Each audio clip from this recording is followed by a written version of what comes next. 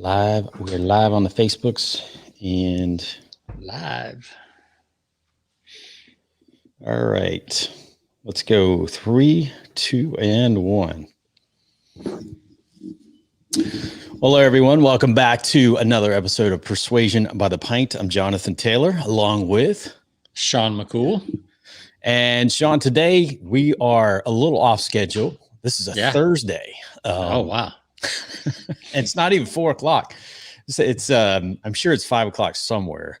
Yeah, close enough. But it's 2 o'clock our time because you're on the East Coast today. Normally you're on Central. Today you're on the East Coast. It is 2 o'clock, but we are still going to have a beverage. That's what's great about not working in somebody else's like office building and, you know, having to go into a 9 to 5 job. You can have a beer whenever you want to. Yeah. You know, I was listening to on my walk this morning. I'm up at my in-laws. They're moving. They sold their family farm and they're moving into a little community. But so I was walking around here. I was listening to an old Brian Tracy. I was going to say tape because that's what it was when he made it. But it's on Audible has all these old classics that you used to pay like $200 and $300 for the tape set are now free on Audible. Yeah. It's crazy. So instead of my university on wheels, I'm doing my university on my walks. And he was talking about, you know, how you're your own corporation. Yes. Which is one of his big things. And I was absolutely. So my corporation allows for a beer at 2 p.m. on a Thursday. That's right. Absolutely. No restrictions there. What's not frowned upon. Let's check with our own HR. Yep, that's good.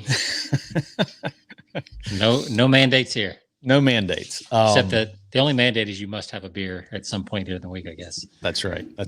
No, it's your choice. We're not going to mandate it. It's your choice. Well, it's healthy, right? Yeah. What is the quote that we have on our website? Beer, if drunk in moderation, softens the temper, cheers the spirit, and promotes health. There you go. So, I mean, what else? And it's funny because some of the ads that we're going to talk about today, that's most of what they talk about. Yep. Like I was looking through them, and this kind of reignites my passion around this idea of people are over niching and they're getting too niched. And I know these are old ads that we'll talk about today. Yeah. But they were also really successful. Absolutely. And I think they would still work. Like when you hear them and see them, like you're like, those would still work. I mean, you might need to modify some stuff, but absolutely. But yeah, it's like, you know, there's a reason the big niches are still the big niches. Yeah, exactly. Yeah. You know, and it's what was that there's a recent book that it's been last year that I read through. I think it's one that you may have recommended, but it's called Range. You know, why that one. Maybe Range about not focusing on niches but being broad. You know, why, you know, because we've been preached to for the last 10 years or so, probably longer than that we need to get really specific and really tackle a corner or a niche market. And like niche inception, right? A niche within a niche within a niche. Yeah. Yeah. So tight that you're basically, in Hollywood, they call it, you're basically typecast, or you can't ever, do anything else, you know, you're in that role forever. Unfortunately. I think about, who's the guy that played Batman from the 60s, Adam West. I don't remember anything else. I don't think he ever got a job after that. He made money at Comic-Con, I guess, signing autographs. He was at a Dan Kennedy event I went to. Worst speaker I've ever heard. So, I remember you said that. It was awful. Absolutely awful. I bet a third of the room walked out during that thing. Oh, wow. I wonder, was he drinking some libations beforehand? He might have been. He was in a room full of direct marketers and, you know, basically people who know copy and direct marketing, and all he did was talk about himself. He missed Sounds like Adam West. Yeah, he missed the "What's in it for me" me speech at the beginning of the show, I guess. But anyway, yeah. I'm excited about my beer, sort of, kind of today. Oh, good. So it's a free for all today. No guests. We're gonna do our random flight. Sean's got a great beer. I've got a so-so beer, and but we're gonna be talking. It's funny we brought up Adam West because we're gonna be talking about comics and Stan Lee for all you Marvel fans out there, and one of his secrets to persuasion in writing. So there's your little tease. Plus, we'll be covering some copy ads, some classics in that, and using some examples. And so we'll just cover a few different topics here on today's episode. Yeah, and if you're watching on the YouTubes or you watch this back later, like I feel like Ricky Bobby, except instead of I don't know what to do with my hands, I don't know what to do with my eyes today because I'm on the iPad because I'm on the road and the camera's down here. Oh yeah, I see you looking. It's amazing. I mean, there's what? Still, it's not that noticeable. It's not too noticeable. Yeah, I had to raise it up a little bit, but it's funny. Like, there's only 6 inches between those two dots, and the difference in how your head is feels like night and day. So anyway. So how are you miking off of that? I'm just curious for anybody that wants to know. So you got your iPad. What are you using for a microphone? So I'm actually using the Oh, cool. So you got it tied in? Yeah, I found this I'll have to post it maybe, but I found this adapter for the iPad that you just plug in, and you could actually plug the mic directly into that as well if you wanted, but it has a USB. Right. And since this mic has the headphone in it, it's easy to. The table's too low, so the mic's further away than usual. So it probably doesn't sound quite as good, but I could just hold it. Yeah, I always forget that's a great mic because it's an XLR and a USB mic. Yeah, I could just hold it like this. Yeah, you could. There you go. Now you got the radio sound. I got the radio voice. I'll just do this. Why not? All right, so you just teased you got a great beer, so let's get into. I'm curious. You got my curiosity piqued. Is it something regional? Because you're in Pennsylvania. Well, okay, so it was being a little sarcastic. So here's what we flew in. We don't have a car. We got picked up. So my sister-in-law was out running around. I was like, "Hey, can you grab me a beer while I'm out? While you're out?" I can't go anywhere. She's like, "Yeah, I'll FaceTime you when we get to the local." They have these chains up here called Sheets, which is like a 7-Eleven. Oh yeah, I've seen them. And so I mean that was our best hope because this town we're in has nothing. It's nothing. And now if you want sticky buns or whoopie pies or pastries and bakery things, those are everywhere. Homemade bakery items everywhere. Beer, not so much, or not craft beers anyway. So she was going through the thing, and I was like, "Yeah, just get me that," because it was either Bud Light or this. It was one of those. They had a beer cave, but it was all the big regular stuff and seltzers. Yeah. So here's what I ended up with. The can looked cool, so we went with a cool can. It is Raging Eagle Mango. It's a Yingling. Wow. And this is the copy for the our craft brews usually have some pretty good copies, sometimes. So here's the copy. In fact, it's one line. I can put it on the screen. Beer with natural mango flavor. There you go. Wow. That's the copy. That's beer. That's a solid. Yeah. I mean, it's pretty specific, right to the point. Tells you what's. And it's 6% ABV. So I don't know. I assume this is like a Yingling lager with mango in it. So that's where we're at. I am really surprised that you found that at a Sheets. Yeah, and it's the 24-ounce can. So it's it's the to-go can. So that was the single out of the single shelf in the cooler. Okay. Because there's nothing there I wanted to six pack of, and my in-laws don't drink, so I wasn't going to leave it here for them. I see. So so that's my story. I can smell the mango. Wow. So it's going to be a disappointing. It's going to be a bit disappointing brew tasting today. I can sense. I've got one. It's an Imperial IPA. I didn't have a chance to pick up any beer today or this week because we're both traveling this week. I flew out to Salt Lake City, Utah for a trade show Monday and just got in late last night. So no chance to go to the establishment, but I did have some leftover 420 Imperial IPA. Oh, wow. Look at that. You got a head on it. Yeah. This is by Sweetwater Brewing Company, 420 Imperial IPA, 9.1% Does that have ABV. Does that have CBD or THC in it? I wish. It says so this one, talking about copy, it says, drink them if you got them. A craft classic deserves Imperial treatment. A fresh take on ingredients from the original 420. This bold flavored packed new brother features a fresh combo of hops for added intensity and complexity, creating flavors and aromas of mango, peach, pineapple, citrus, and pine. Kind of like the pine salt. Oh, that pine kills it every time. What is it with the IPA? They should call it, the peach should just go ahead and, instead of pale, it should be pine. It should be. And I've had this one. So this is basically leftover from a 6-pack I picked up for a gathering at our place a couple of weeks ago.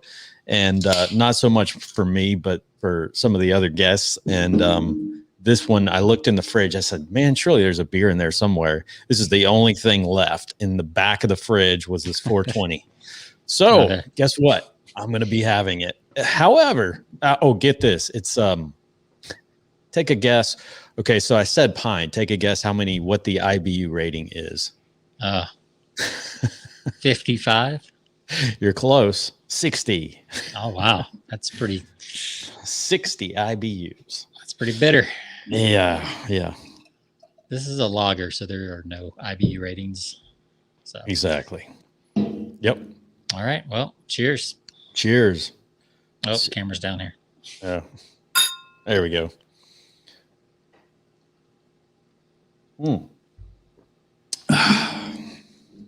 Wow, I'm surprised. This is actually pretty good. Is it? Yeah. So is the mango pretty? I mean, does that hit you? Is it pretty strong or? No, actually, it's not. Like, you can smell it. Mm-hmm. It's actually kind of interesting. It's almost like smooth the lager out. Mm-hmm. It's like you could pound this thing. Like, it is very smooth. Very smooth. Okay. Yeah. Like, that's shockingly good. Hold the can up again one more time. Let's see that. Let's see that label. The Raging Eagle. That's cool. I like that. Mango. I like that. The orange and yellow. It looks like a high school football team or something. Yeah, it does. College. It looks like a mascot. What's the division that we played last week? Whatever division of football, the All-American Conference or whatever it's called. Conference USA. UAB. USA. Yeah, Conference USA. Exactly. That's what that looks like. That looks like a Conference USA logo. Absolutely. Yeah. So, but no, it's actually really good. I'm going to give this a solid 3.9. That's good. 3.9. Okay. Yeah. On this one, I'm going to go about a 2.5. 2.5. Just too citrusy and piney. Pine solly. 60 IBUs. Oh, that's way too much. That's double. That's even double my limit. So what IPAs remind me of, because there's so much pine in all of them. Mm-hmm. It's like going to Florida, like to the panhandle of Florida, and staying 3 miles inland instead of going to the beach. Oh yeah. Yep. Because there's all the pine trees, and you get none of the good stuff about the beach. Yep. And all of the nasty stuff. Yep. That's what an IPA is to beer. Absolutely. Yeah. That's my metaphor for IPA. So And I feel like, for all you IPA listeners out there, they're long gone. They're long gone. We have offended a lot of people, and that's okay because that's our opinion. Yeah. Instead of mask or no mask, vaccine, no vaccine, we're like no IPA. Sorry. No IPA. Yeah, exactly. But we're not going to mandate that you can't have or you should have. Yep. Stouts or whatever. Mm-hmm. Your choice. You can be wrong. We're cool with you being wrong. Oh, absolutely. And we're going to get into that because we are all vulnerable, and even IPAs. That's obviously a genetic flaw and a human frailty on some level. So we're all capable of that. Yeah. So tell me more. You told me we're going to talk about Stan Lee and this, By the way, have you seen the last Marvel movie that just came out 2 weeks ago? Did you see it yet? Not yet. No, it's the I forgot the character. It's that's a problem. But it's the 10 Rings. I remember that. Yeah. I'm not too into. My Marvel doesn't go that deep that I know this character. So yeah. I don't think it did very well because I haven't heard much about it since the opening weekend. So they can go. They're really expanding the universe to all of these characters, like the I forgot this other group. Not the they're supposed to be like a group like the Avengers, but they're the they're from another galaxy or something like that. That's coming out.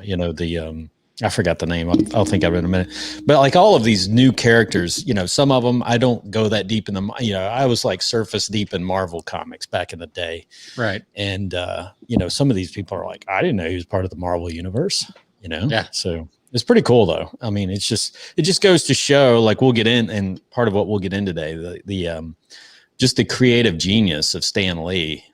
When he first started developing these characters, he didn't do them all. He's not the originator of every one of these characters, but a lot of the base characters to begin with, the Hulk, Spider-Man, Thor, Captain America, they all came from his creativity. So let's talk about Stan Lee, because I think I know where, kind of where you're going, but go ahead and jump in. And I think what we're going to talk about, correct me if I'm wrong, but this is the difference between why Marvel has become so successful in DC. Absolutely. This, and DC has started to do it, but now Stan Lee perfected it. Yeah. But DC started too late. They're kind of they're catching up, right. And that's a big story. So I'll start out with, I wanted to pick up some easy reading material for the flight last night. So I jumped on, I was out in Salt Lake City for a couple of days at a trade show, went out there Monday. So I wanted something, I didn't want to watch, I didn't feel like watching a movie. So I'm like, you know what, I'm going to pick up something at the newsstand just to kind of read for a couple hours on the plane. So I actually found this is pretty cool. It's by Entertainment. And you know how they put out all these specialty magazines, Time and Entertainment and People. They put out these, specialty, which is a look like a biography of someone. Which is, is its own little piece of marketing, because these things are like, how much was that one? $17.95 or $13.99, $14. So I paid this is what you would pay for like a paperback book or a year subscription. Yeah. They're doing magazines. They're selling one-off magazines for what they used to sell subscriptions for. Absolutely. It's brilliant. But the title is Stan Lee. Obviously, it's commemorating the life of Stan Lee. He passed away back in 2018. And it's really cool. So I almost read this thing from cover to cover on the plane. I skipped over a few sections because I love the way they break it down. They kind of sexualize. It's not like a start to finish. So you can kind of skip to certain sections. But what was fascinating to me is like when he first got started, he was almost burnt out. He almost wanted to quit writing comics because he started at a young age. He got into it. It was kind of just a way to find work. And so he was doing it, but he really wasn't enjoying it at all. And he didn't have a license to they didn't give him in the original comics because there were certain guidelines on, how you could present comics, because there was actually a law, there was a law back in the, I think it was like the 30s or something, that you couldn't get too, graphic, and you had to maintain moral decency in a lot of these comics. And so all of the comics were geared towards the protagonist, the hero of, all of these were like these perfect, straight-laced characters, and they had really there was no in-depth character development on these characters. They were just all perfect. They had their superpowers. The original Superman, truth, honor, and justice. With, which is great. I mean, it's great, because I always love the Superman movies, but if you follow that pattern all of the time, you start to like get a little tired. It works for a while, but you start to, we were like we were talking about last week on last week's episode, how we're all, fallible creatures, right? We're all fallible human beings. And when we're hit with people that don't reflect us on a regular basis, we're kind of like, it kind of turns us off, because it's like, wait a minute, I can't relate to that guy because he's always doing everything right. And that never happens. Right. And same is true for companies. Yeah, exactly. Right? Exactly. So if the company's perfect, then we start to be like, maybe this is not the company for me. Absolutely. Yep, exactly. So, so things loosened up started loosening up in the 50s, I think, where the restrictions were dialed back on what you could do. And around that time, right before that, Stan Lee was thinking about just retiring, getting out of the comics industry. And his wife she actually persuaded him to stay in it and said, listen, you have an opportunity now to, create the characters that you've always wanted to create, because that was his thing. He wanted to write characters that had problems, right? That were reflective of everyday life. They were superheroes, but they were also heroes that we could relate to as human beings. His readers could relate to as human beings. And so he decided to give it another shot, and he started coming up with these characters on the second go. Unlike Captain America, that was one of his early creations. Everybody thinks Captain America is a straight-laced guy. Then he, that was one of the original straight-laced characters that he did. But on the second time around, he decided to start creating characters like that really had problems. And that's where he originated, that's where the origination of, the Hulk, like a Dr. Jekyll and Mr. Hyde character who had problems. On one side, he was he was trying to fight this other side of his personality that was part of this monster, and it was a back and forth dichotomy. And, he was a character that also, did good, but at the same time, he was uncontrollable, right? His rage was uncontrollable.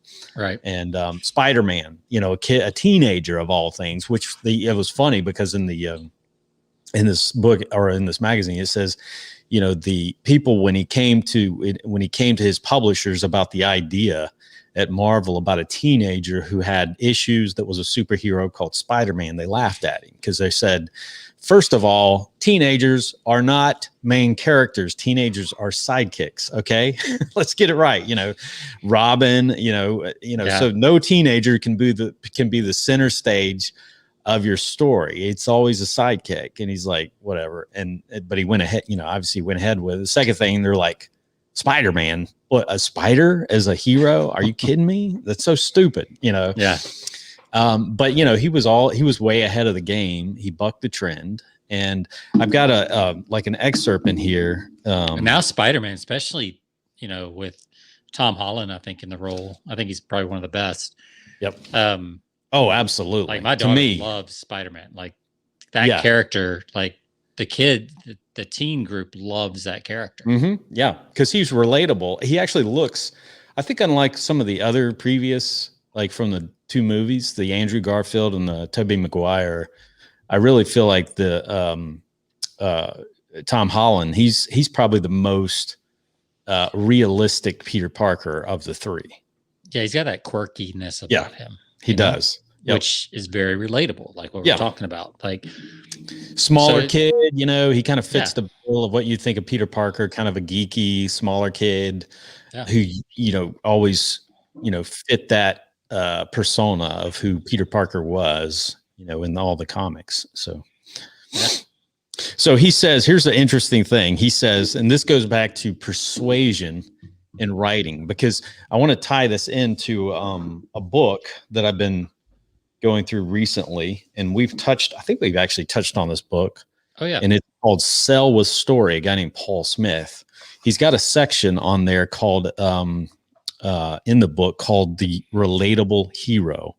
And he says the most compelling hero for your story is someone your audience can identify with. That means they can either imagine themselves in the same position or working with that person. In other words, a customer, a supplier, a boss, a subordinate, or even a competitor.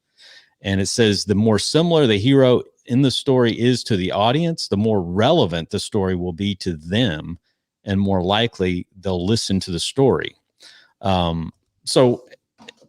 And tie that in with one of the things that Stan Lee said in this magazine. He says, because I highlighted this, he says the most important thing is to make the reader care, sympathize with a character. Lee said the more problems a character has, the more unhappy and troubled he is. It makes that person seem human to the readers, and that's what people. I think that's what's attractive in any story, any persuasive, you know, even, you know, in copywriting, with whether we're writing a story, whether it's in sales copy, is to incorporate and have your customers or your readers identify with the character of the person that you're writing about, so they're not too up here, right? Right, because you want them to see themselves as the hero. Absolutely. Of your product or your story. Yep. Mm-hmm. You know, and then your product is or your company is the mentor, the wise one, right? You know, the gadget, absolutely, whatever it is, but it's the hero. So, you know, they could be, and we're jumping universes here, but you know, if they were Batman, then your product might be Batman's belt, or his car, Batmobile, or whatever, right? You know, you think of car advertising. You're trying to get people to see themselves as Batman driving the Batmobile. Absolutely.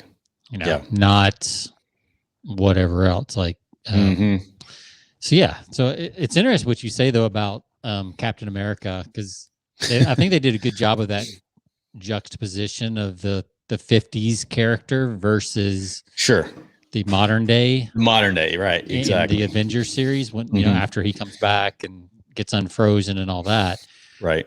You know, you can really start to see the difference. And, you know, they're like, he's the Boy Scout, you know, all that stuff. And then you got Tony Stark, who's all kinds of messed up, you know, you got, you know, Thor. And so, yeah, it's interesting to, you know, and even Black Widow, you know, I mean, she's formerly a bad person, comes over to the good side. Like they all have these checkered pasts. Right. Absolutely. That doesn't mean you need to go out and have a checkered business past to make this work.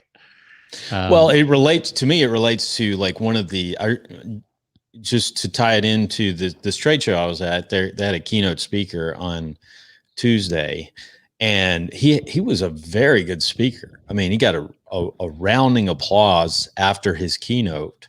But he was a great storyteller, but he tied in a lot of his failures in business, one right after another. And I mean, we talked about this, you know, being open about, you know, some of your failures, but he talked about one specific example, you know, when back in the day when he started his first manufacturing plant in South Carolina, he bought business, you know, he bought a new building, bought new equipment, set everything up. Everything was nice and shiny, but he's like, I walked in the plant and looked around and realized I don't have any employees.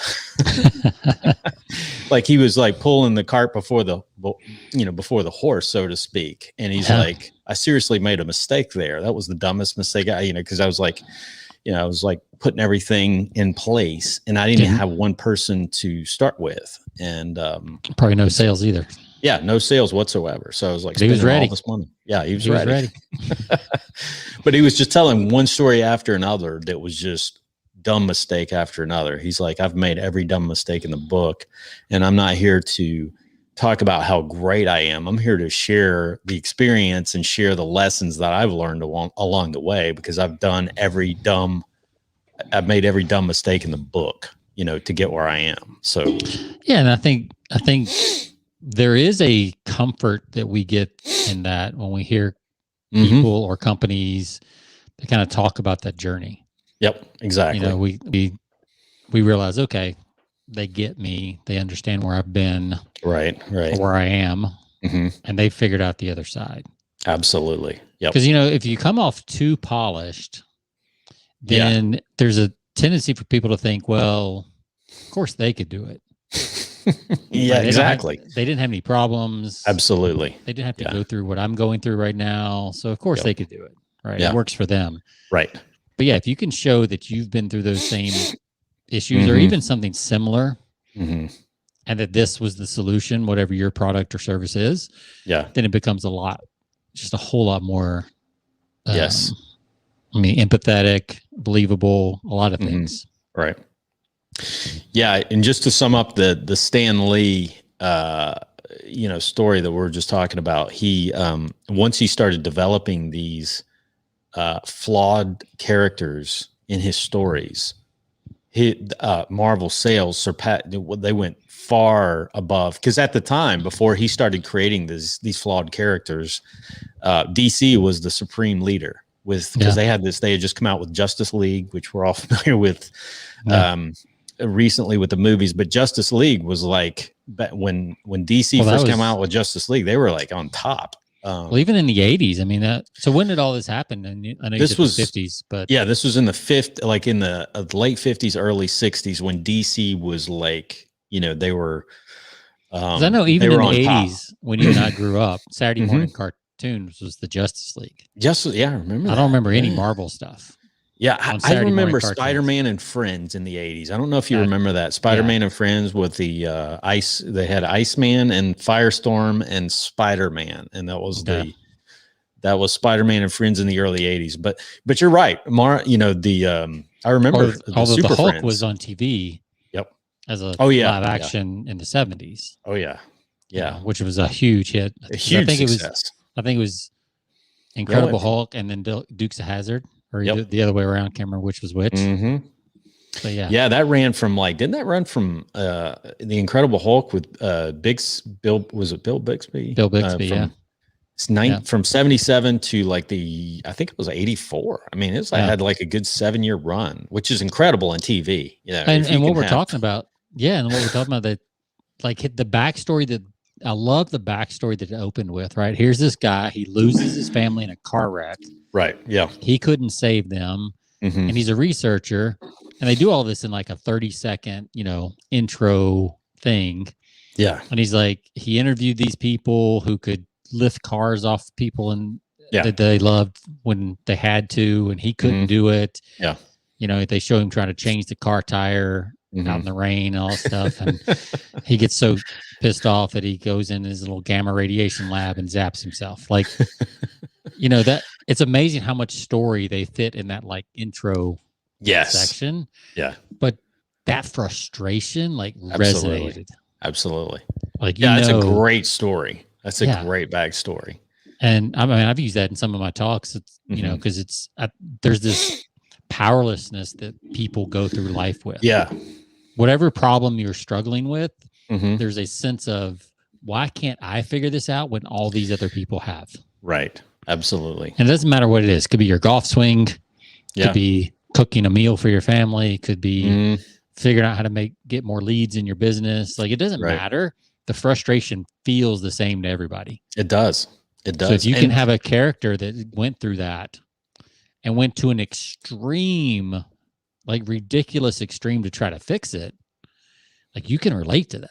Absolutely. And even after he goes to through that extreme scenario to fix it, there's all kind of complications that come after that. Now he's got he's got a raging side that if you make him too angry, you know, that he can't control, right? I mean, he's got to always be worrying about somebody pushing him too far, you know, that whole line in the movie or in the show, like, don't make me angry. You won't like me when I'm angry. Right. Yeah, I mean, 30 years later, you still remember that line, right? It was in every show.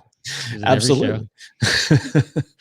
Yeah. But yeah, he's always got to deal with like somebody pushing him too far. And he's worried about that, right? Because he doesn't want to see the creature come out. He's trying to get people to stop pushing him, but they always do in every episode.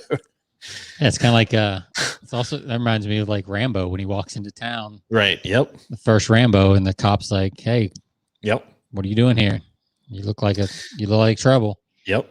You know? Funny you mentioned that. I just heard that Quentin Tarantino is coming out with a remake of Rambo. Wow. Which, if you know Quentin Tarantino, his there's gonna be a lot of blood. There's gonna be a lot of blood. Yeah. Goodness. Did Sylvester Stallone sign off on that? I don't know. You know, I think they're tired of making. I forgot what Rambo they're at now, so I think they're just gonna go remake it like they do everything else. Maybe it'll be like the prequel where he's in Vietnam. Yeah, it could be. That'd be good.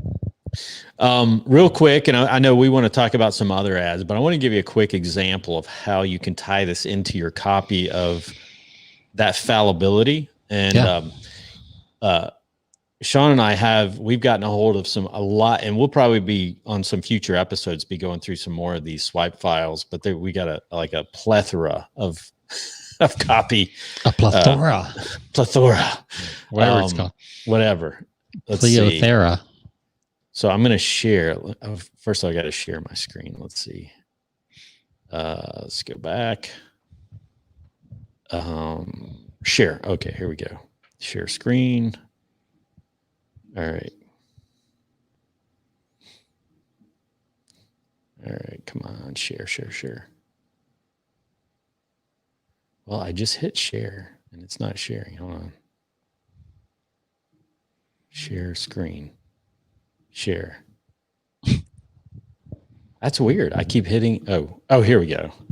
I had to click on the screen. There we go with the. Yeah, you got to add it to the broadcast.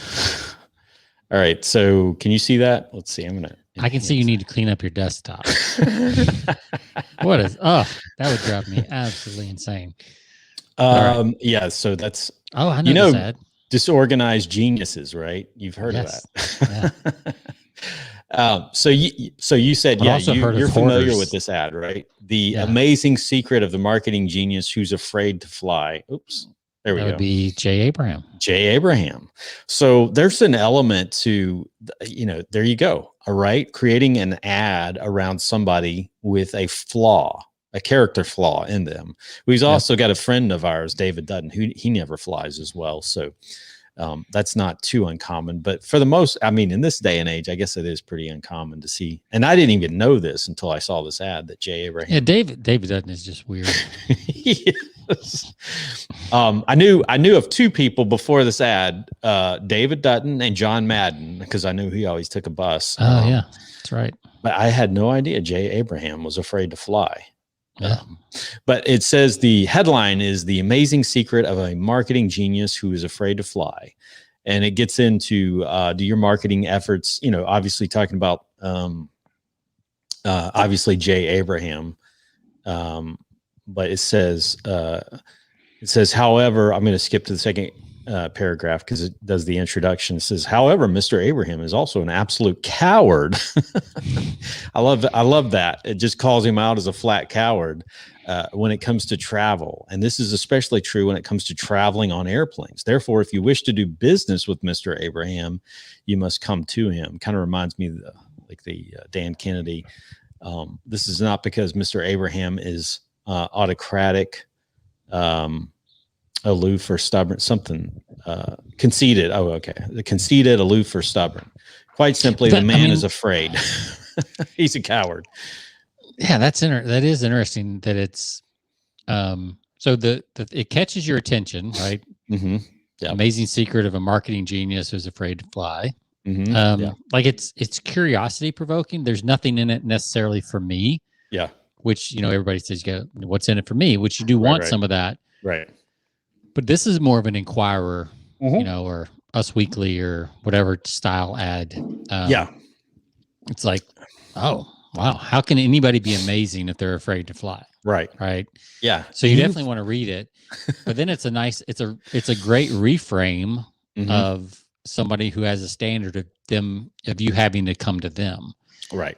So you don't feel like put off because he's afraid to fly. Like you kind of feel bad for him, which is what you've been talking about for the show. Is like it kind of endears you to the character. You're like, oh, poor guy's afraid. Well, I'm not afraid to fly, so I'll go to him. Yeah. Yeah, he's got a weak, there's a weak flaw in him. Yeah. So he's not perfect. Hey, we know he's not perfect. He does one thing really well, obviously marketing. But in other areas of his life, he's a complete coward. So, but yeah, I mean, it does kind of endear us to someone like that, like you said, Sean, because we know that he's certainly not perfect by any means. Yeah, and it's nice too because now you can take that flaw and you can kind of turn it around. Yeah. When you get to your call to action, and it's like, well, you got to come meet this person in person. He's not going to come to you. Right. You already understand why. Yeah, exactly. So it's not a big hurdle to get over later. But you can imagine if you do this whole sales pitch about this guy who can help you save your business, and every other consultant in the world comes to you. Right. But you got to go to him. That would be a big hurdle to overcome at the end of a sales letter at the call to action. Sure. Yeah. But because they lead with it. Absolutely. It's not a big deal. In fact, now it's endearing. Right. Right. So that's a good point. You get out your flaws initially. Right. So this reminds me of 8 Mile with Eminem. Yeah. Right. And he loses rap battle after rap battle. Sure. But his final rap battle, he decides he's just going to say everything bad about himself before the other guy can. Yeah. So he just writes, he grew up in a trailer, blah, blah, blah, blah, blah, blah, blah, blah, blah. And like, he just puts himself down the whole opening verse. Sure. And then throws it back at, was the name Rabbit or was he Rabbit? I can't remember. But anyway, like he throws it back at the other guy and the guy didn't know what to do. It's like, man, that was all the stuff I was going to say. Yeah. Now what do I say? Yep. I remember a coach told me that one time too, use that same example. It's like, yeah, just get your flaws out there so people know. Like, don't be afraid of it because especially today, people are going to find out about your company, about your product, about your service. So if there's something in your product or service that you don't do well, like just put it out there. Put it right up front. Absolutely. Yeah. Jägermeister is another example, right? I mean, they've made a whole cult following about how bad their alcohol tastes. And now it's like a challenge. Right. Right. If you're in college and you go to the bar, it's like the Jägermeister challenge where can you drink this without making a face or can you, it's crazy. Yeah. Nobody would drink this normally. Now it's a bestseller because they took that flaw and they made it what they lead with. Yep. Exactly. Yeah, that's great. I love that. Lead with it. That's an important part of I think that's an important part of your copy and in the sales process is to lead with that, get it out of the way first. Well, you and I do that with our wives all the time, right? You're not going to like this. Yeah, exactly. This is probably a terrible idea. Right? And then you're like, okay. And they're like, oh, that's not that bad. Yeah, right. Good. Right. It's like, it's how you frame it, right? Yeah. Exactly. So, we got a little bit of time. So let's, I was looking through, did you have anything else you wanted to add to that? Or? Nope. That's it. That is it. Yeah. So I was looking through these, if you want to do you want to give a shout out to where you found all these? Yeah. Remind me, cause I don't have the link. Do you have the link pulled up? I don't. I don't know where the sales link is. So, but yeah. So we got these for the show. But so there's one of the folders that we're looking at here is like it's all a bunch of classic ads from David Ogilvy, Gary Halbert, Eugene Schwartz, Claude Hopkins, John Carlton, Robert, who's that? Robert Collier. Collier, yeah. By the way, it's copylegends.com is where you'll find it. Copylegends.com. Yeah, copylegends.com. Joseph Sugarman, the Blue Blockers dude. And we typically know 1 or 2 or maybe 3 ads from a lot of these guys that are just like, I know those ads, for Schlitz or for whatever. Yeah, right. But I was just going through, just scanning through these before the show. I was looking at the David Ogilvy collection, and just some of the headlines, man, are just so good, and they don't really follow a lot of the formulas we've been taught. Right. Yep. And we don't have exact stats on, this doesn't come with exact stats on all these, but, these are guys who are very successful and where these types, because a lot of these are print ads. Yeah. And these print ads would have cost $10,000, $20,000, $30,000 to run. And a lot of the publications that they were running, even back in the 60s, 70s, and 80s. Right. So you can bet that they had a pretty good idea that these were going to work. Yep. But one in the David Ogilvy collection is it says every secret but one is in this book. I was like, that's pretty good. That's pretty good. And it's got a picture of the book, and it says the book title is David Ogilvy, Confessions of an Advertising Man. So if you're interested at all in advertising, it's weird because, right, you're actually going to read the ad for the thing that's not in the book. Right. Absolutely. Like, you're not even going to get the answer in the book, but you're going to read the ad because you want to know what's left out. So it's the whole FOMO, way before FOMO was a thing. Absolutely. Yeah.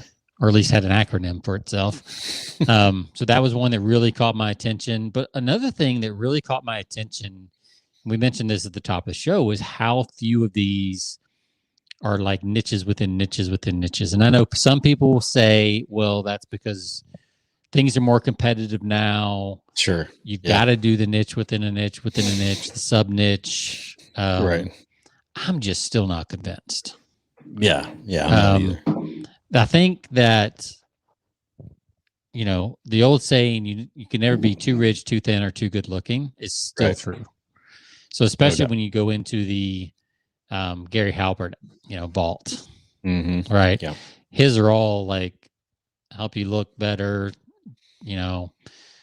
get richer, or find the love or whatever. These are emotions, and we can see this in the weight loss industry, cosmetic industry. These are still super huge and super profitable niches, right? And some of the best offers, like on ClickBank and some of these others, are not micro niches. They're big niches, right? Diabetes, like all these niches that are. I mean, yes, it's a niche, but it's not as narrow as everybody makes you think you can be. Yeah. Because if your copy is strong, I think what they're saying, when you really got a sub niche down, the more you sub niche down, you don't have to have as good a copy. Right? You can identify a little quicker with people. Sure. You don't, if your offer is more dialed in, that kind of thing. But if you can write good copy and you listen to the things we talk about on this show, you can pull off a little bit bigger niche. Yeah, no doubt. But there's one in here that that caught my attention. Is this another? It was Eugene Schwartz. Another Eugene Schwartz. Okay. Yeah. Some of these Eugene Schwartz, I'm just going to go through some of the headlines, like the 7 deadliest crimes against yourself. Like, you could apply that to so many different niches. You could apply that to weight loss. That's really good. Yeah. You could apply that to personal development. You could apply that to business. Like, because because that gets, it goes back to that persuasion, you talking about the psychology of persuasion, like people, like if you name without going specific, which is sometimes our tendency, but if you say 7 crimes against yourself, you can use that on so many industries, and everybody's going to apply, their own you read that, and basically what your mind is doing automatically, whatever industry or whatever field you're in, you're automatically applying. Well, I'm thinking, how does that relate to, me and my industry? And you could definitely make the 7 bullets like industry specific, right? Right. Like, so let's say you were weight loss, which is still pretty broad, right? Yeah. When you consider 2/3 of the country is overweight, and some and like 50% obese, like it's going to hit a lot of the people. Right. But you could then switch it to being, the 7 deadliest crimes against your lead generation. Yeah, sure. And the subtitle is, "Are you guilty of them?" Then it lists like 7 questions. Sure. So I thought that was really strong. And then there's this one I thought was funny, like how to defend yourself against the human parasites who want to rule your life. I was like, dang, it's a political ad right there. Oh yeah. So much of this is just so, applies to today, Yeah. I mean, it's just, I looked through these and like how to avoid lawyers. Like there's a huge percent of the population that would love to know how to avoid lawyers. Sure. Absolutely. Still to this day. And I think you could say how to avoid doctors, how to avoid plumbers, how to avoid, anything that would cost you money. Yeah. People want to know how to avoid that. Yep. Yeah. How to avoid the tax collector. Yeah. It's tough. The IR, which is the IRS, right? Yeah. So like, yeah, these are just, as I was reading through them, I was just like, wow, these are still good. Like, this one I thought was really unique because the verb tense caught my attention. It says, "Weird new sonic lure caught fish like crazy." And I thought what was interesting about that is it said caught fish like crazy. Normally, you would see weird new sonic lure catches fish like crazy. Yeah. Right? You would think it'd be future, but this was a past tense. And you don't see, like if I think about it, I don't usually see a lot of past tense verbs in ads, headlines. Yeah. Right? But it's actually, it's kind of a form of proof, right? It's like, it's already done it. Yeah, that's true. That's true. As opposed to in the middle of, or even future pacing, right? Because in copy and persuasion, we love future pacing. Like we love getting people to imagine what's going to happen. But then to go and say it's already happened. Yeah. Like that just really caught my attention. Right. So I wonder, like, if you have an ad that's doing some future pacing or that kind of thing. And there's a few other ads like this, especially testimonials, right? We see testimonials that talk in the past tense sometimes. It's like, teacher discovers whatever, unique, whatever. But I thought that was an interesting twist to put the verb in past tense, and especially for those people who are doing advertorials. Absolutely. Because that's how this one is written. If I look at it, it kind of looks like an advertorial. It's got like a byline right under that. I think the byline is the author's name, co-inventor, as told to Pausing the Weekend Fisherman. So it's written as an article. So I think that could be a really different way to try an advertorial. Just to use the past tense as, it's already done. Whatever it is you want to do. Sure. So that was a big one that caught my attention. These are just all like, there's so many good ones in that. You know how Eugene Schwartz says in Breakthrough Advertising, he talks about you do have to up the claim, and then at some point it all comes back around. Yeah. And I'm wondering if we're not coming back around to where these more general claims could work again. I think, there could be some truth to that. And I know there's a quote Rich Schefren says all the time, and it's more of a psychology quote than it is like advertising. But he says, and I can't remember who he references, but the quote is, "That which is most general is most personal." Yeah. And I've been thinking a lot about that, and I think that's what all these ads do really well. Is and that's what the Stan Lee thing talks about that you were talking about, right? It's the general angst, the general pain, the general clumsiness we feel about our lives. Mm-hmm. That's what is most personal to people. Yeah. Yeah. It's funny. Excuse me. I actually thought the one about go back to the one on the crime, 7 deadly crimes against yourself, is actually really powerful, because I think it's more powerful than 7 deadly crimes against, if I were to think about the two, 7 deadly crimes against your, whatever your industry is, yourself is personal for me. Right.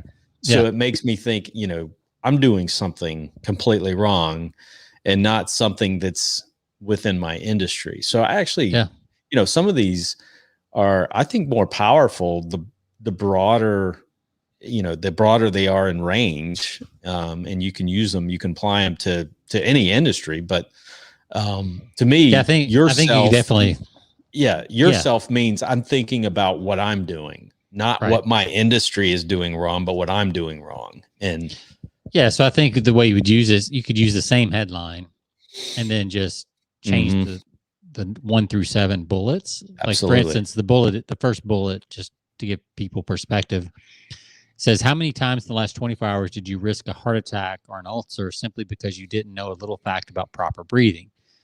So you could change that to be, how many times the last 24 hours did you risk a lawsuit? Or, absolutely. something simply because you didn't know about this tax strategy. Right. Or this, whatever business strategy. Right. You could do stuff like this with supplements. You could do with all kinds of things. So I think you're right. The headline could stay exactly the same, and you could just multi-purpose it to so many different, because everybody's going to apply their own. Like I said, I mean, they're going to take that and say, whatever industry they're in, they're going to say, the brain automatically says crimes. Whoa. Okay. What am I doing in my industry that's, in my life, a violation, or that's a major detriment to my company, or how I'm growing my business, or even if it's not business related, in my health, right? I mean, what am I doing to kill myself? What are the things that are killing me every day? And by the way, I'm going to say something that's a little controversial here. Do it. But just so you guys know, because we hear this a lot, right? We hear like, don't copy, like, use it as inspiration, like all this other stuff. Fact is, headlines are not copyrightable. Yeah. Right. They're just not. Book titles are not copyrightable. Like, anything you use for advertising, but book titles I don't think are copyrightable. You could have styling can be trademarked, but a headline cannot be copyrighted. Yeah. So you can take some of these old headlines and use them word for word. Absolutely. You do not have to change them. Nope. And some people are like, well, that's unethical. That's whatever. It's like, I don't think that's why they call it a swipe file. They didn't call it a swipe file for nothing, right? I don't think any of these dead people are going to come back on you and do anything. Right. I think where the creativity comes in is how you're going to apply it to your product later in the copy. But for the headline itself, I would steal liberally in these things, like, And if you're worried about that, you can still take some of these old headlines and run them through something like, and we'll talk about this maybe in another episode because we're short on time. We got to run here in a second, but I did at this trade show that I was at a couple of days. We had breakouts, and I actually did a breakout on conversion.ai because I've been playing around with that. So I did a breakout session for people in a room on how they can use artificial intelligence in their copy, in some of their marketing copy. So, and like I said, we'll get into that in another episode. But you could take some of these old headlines and run them through AI, right? If you don't want it to read exactly, and come up with some new ideas. But those are just some things. These are all reference and meant for you to be able to get the creative juices flowing. But there's nothing wrong with taking them and just using them. Yeah. I mean, I won't name any names, but I know there's a swipe file in this collection that a very successful copywriter used almost the entire ad, almost word for word. Right. 20, 30 years after the original was written, and it worked like gangbusters. So I'm not going to say who it was and what it was, but it, hey, so, but like, I'm just scrolling through these $100 million wasted on ads that never pay. Yeah. I mean, that would work for any marketing. That would work for any company that does advertising, that you want to get their attention. So here's one you wouldn't use today: to advertisers who want the ableist help. Like, you wouldn't use the word ableist anymore. No, nobody would use that word anymore. But to advertisers who want the, whatever help, best help, most amazing help, or whatever ableist would be today, which would be like most effective, most efficient, like whatever would be that. Sometimes you might need to update for time. Sure. Especially on some of the, especially when you get into like Claude Hopkins and some of the older ones, where the language has changed. Right. But yeah, these are just all good. Yeah. Copylegends.com. We'll post a link to it. Yeah. On the show page, and people can check it out. It's worth, I mean, obviously you're spending money. I mean, this isn't a download for free. You're going to spend some money, but to me, it's worth it. I mean, it's worth every penny, because it's a great reference if you're a copywriter. Yeah. And I think if you just sat down, even if you're not like a copywriter, but you write your copy for your business, like if you were to just sit down with the legal pad, open this file, and just see what gets inspired from these, and then use some of them word for word if you need to, change, dollar amounts if needed, all those kind of things. You can, if you will sit down and just turn off everything, grab a beverage, choice, and just go through these with a notepad. You will come out with, sit down with your remarkable ideas. Like we've talked about, your right? Remarkable. Tablet. Yeah, absolutely. Just pull these up. At some point, I'm going to actually print I've already planned it. I just haven't gotten around to it, but I'm going to sit down and print every one of these out, put them and tab them into a big 3-ring binder at some point, to just be able to go through those as a reference. Cause I just love, you and I are both the same. We love just having that paper to be able to just, and I can tell you, like, I've used some of these, the old "they laughed when I sat down at the piano." Oh yeah. Yeah. I use that, no doubt, in the granite business, 4 or 5 years ago, and did great. And we should do a side-by-side on that. I don't know if we should. I don't know if we ever did that, or if we did, we can do it again. Absolutely. But what's funny in this collection, there's other versions of that ad that you don't see as often. No, right? Exactly. I smiled when the butler spoke. I know. Spoke to Donovan in French, but I gasped with surprise at my friend's reply. They grinned when the waiter spoke to me in French, but their laughter changed to amazement at my reply. There's 2 different versions of the same ad there that you could take a look at. So, yeah, we'll have to get into those, some of those in an upcoming episode. Yeah. But yeah, man, good show. We'll definitely, as I mentioned, we'll put a link to, again, copylegends.com, where you can check that out. Sean, send me the link to your, I love the fact, I mean, your sound's been great on your iPad. So send me the link to some of the setup you got there for our listeners on how you're making that work. And we'll be putting that out. But to all of our listeners, hope you all have a great week ahead. You can find us on persuasionbythepint.com. You can find us on all of your podcast platforms, Stitcher Radio, Spotify, everything, you name it. Sean, Disney it's been fun, Plus, wherever. Enjoy the time in Pennsylvania. We'll be back. You'll be back next week in Texas, right? Oh yeah, I'll be back. All right, man. Well, have a good one. And to all of our listeners, thanks for tuning in. Take care. Have a great week. See ya. See ya.